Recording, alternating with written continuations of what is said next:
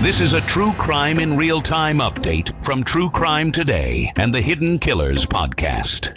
In Delphi, Indiana, the search for justice in the tragic murders of Abigail Williams and Liberty German has reached a conclusion. Richard Allen has been sentenced to 130 years in prison. But even as the courtroom doors close, a sense of unease persists. This isn't a simple story of a crime solved and justice delivered.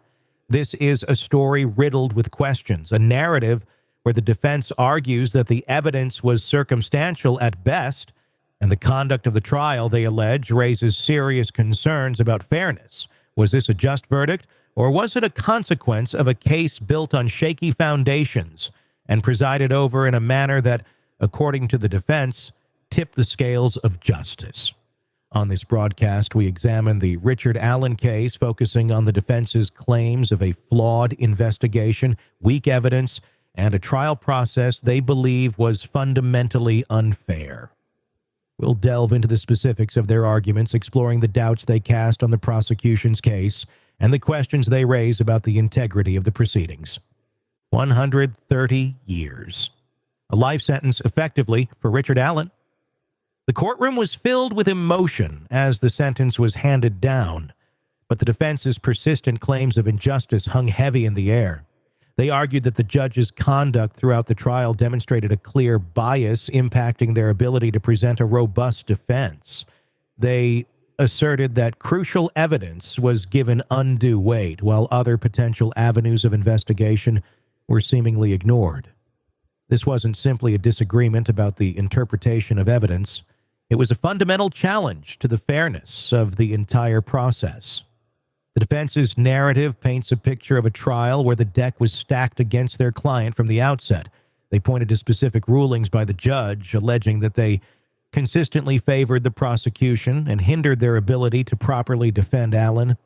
The prosecution naturally presented a contrasting view, arguing that the trial was conducted fairly and that the evidence overwhelmingly pointed to Allen's guilt.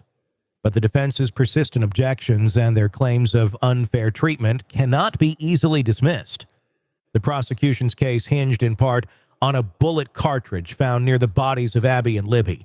This piece of evidence, dubbed the magic bullet by some, was presented as a crucial link between Allen and the crime. But the defense vehemently contested this interpretation. They argued that the ballistics evidence was far from conclusive, questioning the methods used to analyze it and suggesting that it did not definitively tie Allen to the scene. They argued that the focus on this single piece of evidence created a tunnel vision effect, leading investigators to prematurely focus on Allen and overlook other potential leads. The defense asserted that the magic bullet became a convenient narrative, overshadowing other crucial questions and leading to a rush to judgment. They argued that the prosecution presented the bullet cartridge as irrefutable proof, when in reality they contended it was just one piece of a much larger and far more ambiguous puzzle. They suggested that the weight given to this one piece of evidence was disproportionate, serving to sway public opinion and influence the jury's perception of the case. Perhaps the most contentious aspect of the case revolves around Richard Allen's confessions. The defense argued that these confessions were not freely given, but were coerced due to the harsh conditions of Allen's pretrial detention. They described his time in solitary confinement as a form of torture, detailing the isolation and psychological pressure he endured. They argued that this isolation, coupled with Allen's alleged pre-existing mental health conditions, led to a mental breakdown, making him susceptible to suggestion and ultimately resulting in confessions that were not truthful or voluntary.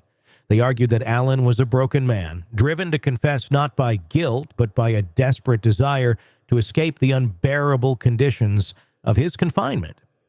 This raises a fundamental question about the admissibility and reliability of confessions obtained under such circumstances. Did the conditions of Allen's confinement violate his rights? Did they compromise the integrity of his confessions? The prosecution, of course, maintained that the confessions were freely given and admissible. But the defense's detailed accounts of Allen's pretrial treatment cast a dark shadow over this crucial element of the prosecution's case. Beyond the specific evidence and the circumstances of the confession, the defense also raised broader concerns about the conduct of the trial itself. They alleged that the judge demonstrated a clear bias in favor of the prosecution, making rulings that consistently hampered their ability to present their case effectively. They suggested that this alleged bias created an uneven playing field, making it difficult for the jury to objectively assess the evidence.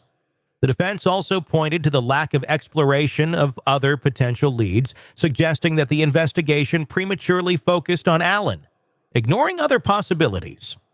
They argued that the intense public pressure to solve this high-profile case led to a rush to judgment, compromising the thoroughness and objectivity of the investigation.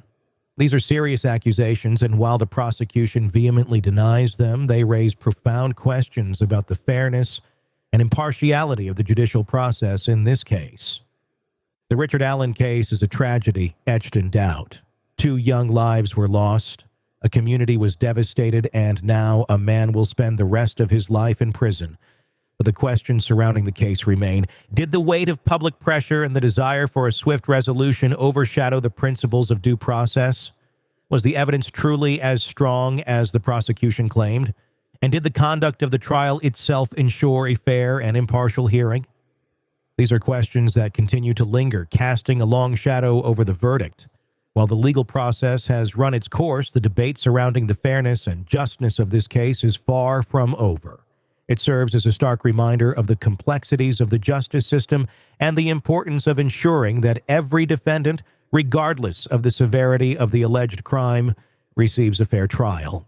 In a world where the darkest secrets lie just beneath the surface. They said it was an accident, but the evidence says otherwise. Where hidden killers roam, unnoticed, in the shadows. I think you would definitely be looking at a blend of toxic, very bad narcissistic personality traits, and they will be vengeful and possibly resort to violence. Join Tony Brueski as he uncovers the truth behind the most chilling cases. They said it was an accident, but the evidence clearly says otherwise. Each episode, we dig deep into the minds of those who commit the unthinkable. To your point on narcissism, he thinks in his own mind how witty he is. Yeah. But he lost that jury. I was done with him in 2 minutes. From unsolved mysteries to infamous crimes. Geez, you've just talked about how you taught yourself how to do everything under the sun.